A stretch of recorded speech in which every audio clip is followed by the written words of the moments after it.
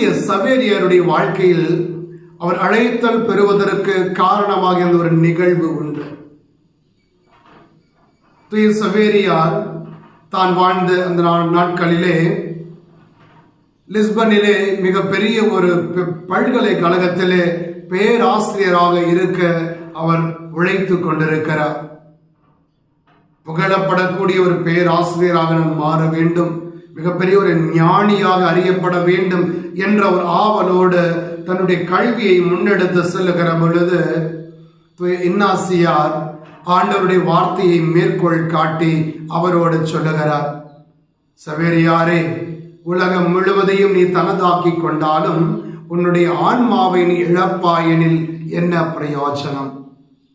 இந்த வார்த்தை மீண்டும் மீண்டும் அவருக்கு இவர் சொல்லிக்கொண்டே இருக்கின்றார். இந்த வார்த்தையை உள்வாங்க ஆரம்பிக்கின்ற தூய